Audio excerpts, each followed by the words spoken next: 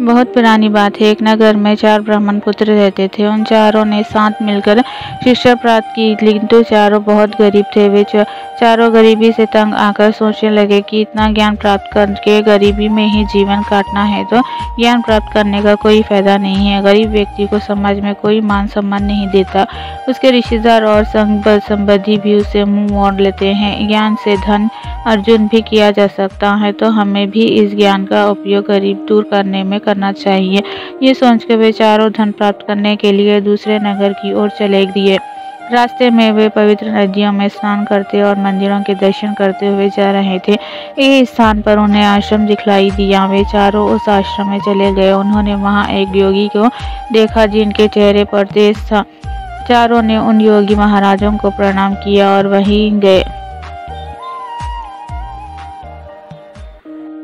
रुक गए। योगी ने चारों से पूछा, तुम कौन हो और किधर जा रहे हो? चारों ब्राह्मण पुत्रों ने अपना परिचय दिया और बतलाया, हम बहुत गरीब हैं और गरीब होने के कारण समाज में हमें कोई मान सम्मान नहीं देता। इसी कारण धन कमाने की कामना से हम घर से दूर नजर जा रहे हैं। योगी और उन चारों ब्राह्मणों पुत्रों में बहुत देर संवाद चलता रहा। चारों की धन कमाने की लालसा को देखते हुए योगी ने उन्हें 4 मोती दिए और कहा, इन मोतियों को लेकर तुम हिमालय पर्वत की तरफ जाओ और जिसका मोती जहाँ गिर जाए वहाँ उसे खजाना मिलेगा। धन मिलने के पश्चात उसे लौटना पड़ेगा। 4 ब्राह्मण पुत्र योगी को प्रणाम करके मोती लेकर हिमालय की दिशा में चल दिए। जाते जाते रास्ते में एक ब्राह्मण पुत्र के हाथ से मोती गिर गया। जब वहां खुदाई की तो वहां तांबे की खदान मिली। उसने अपने मित्रों से तांबा लेकर वापस घर चलने के लिए कहा। इस बात पर उसके साथी बोले, इस तांबे से हमारी गरीबी दूर नहीं हो सकती। जिसके हाथ से मोती गिरा था वे इच्छा अनुसार तांबा लेकर घर चला गया। शेष तीनों हिमालय की तरफ चल दिए।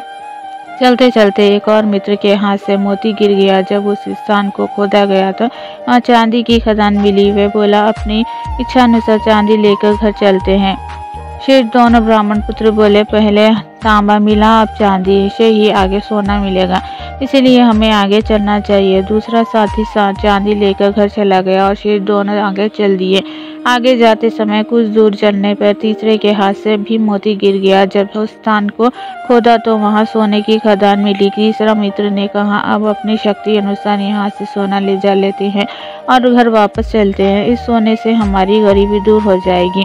चौथा ब्राह्मण पुत्र बोला, हमें पहले तांबा फिर चांदी और अब सोना मिला। अगर हम आगे जाते हैं तो निश्चय हमें हीरे जवाहरात मिलेंगे। थोड़े से ही हीरे जवाहरातों से हम बहुत धनवान बन जाएंगे। हमें आगे चलना चाहिए। तीसरा ब्राह्मण पुत्र बोला, मैं तो इतने में संतुष्ट हूँ। तुम्हें अगर आगे जाना है तो तुम जा सकते हो, मैं यहीं बैठकर तुम्हारा इंतजार करूँगा।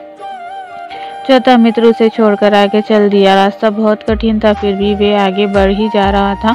आगे रास्ते में उसे एक व्यक्ति मिला जिसके सिर पर चक्र घूम रहा था। ब्राह्मण पुत्र ने उसे व्यक्ति से पूछा, ये चक्र तुम्हारे सिर पर क्यों घूम रहा है? अभी बात चल रही थी कि वे चक्र उस व्यक्ति के सिर पर से ब्राह्मण पुत्र के सिर पर आ गया। ब्राह्मण पुत्र को कुछ समझ नहीं आया और उसने फिर पूछा, ये चक्र मेरे सिर पर कैसे आ गया है? उस व्यक्ति ने कहा, ये चक्र इसी तरह मेरे सिर पर भी आया था। मैंने भी धन के लोभ में यहाँ आया था। जब तुमसे बड़ा कोई धन का लोभी यहाँ आकर तुमसे पूछेगा तो ये चक्र उसके सिर पर चला जाएगा। ब्राह्मण पुत्र ने पूछा, तुम यहाँ कब से हो और क्या तुम्हें भूख प्यास नहीं लगती? ब्राह्मण पुत्र की बात सुनकर वे बोला, मैं तो यहाँ कई वर्षों से हूँ। जब ये चक्र किसी के सिर के ऊपर आ जाता है तो उसकी भूख प्यास मिट जाती है और मृत्यु का भय भी खत्म हो जाता है।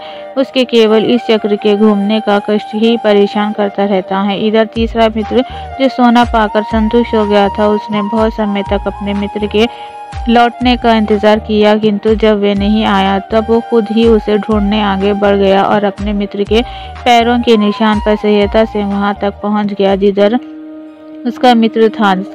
उसने देखा कि चौथा मित्र एक स्थान पर बैठा है और उसके सिर पर चक्र घूम रहा है। उसने अपने मित्र से सारा माजरा जानना चाहा। चौथे मित्र ने पूरी कहानी खुद सुना दी और उस चक्र को भाग्य का चक्र बताया। तीसरे मित्र ने कहा, यह भाग्य का नहीं अपितु लालच का चक्र है।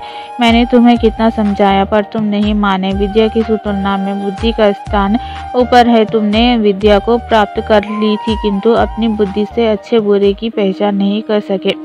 जिसके सिर पर चक्र था उसने अपने मित्र से सहायता मांगी। तीसरे मित्र ने कहा, मित्र मैं चाहकर भी तुम्हारी सहायता नहीं कर सकता। मुझे डर है कि मेरे यहाँ ठहरने से ये चक्र मेरे ऊपर न आ जाए। चौथे मित्र ने कहा, ये मात्र देव संयोग नहीं अपितु मेरे लालच का फल है। मुझे यही रहकर अपने कर्मों का और लालच का फल भोगना है, किंतु ईश्वर कृपा से सभी का उद्धार होता है तो मेरा उद्धार भी अवश्य होगा। तुम्हें भी अधिक देर यहाँ नहीं रुकना चाहिए, नहीं तो ये चक्र तुम्हारे ऊपर भी आ जा सकता है। इतना कहकर उसने अपने मित्र को जाने की अनुमति दे दी और तीसरा मित्र भी अपने हिस्से का धन लेकर अपने घर लौट आया, अपने कर्मों का फल भोगकर। चौथा मित्र भी उपयुक्त समय पर उस चक्र से मुक्त हो गया।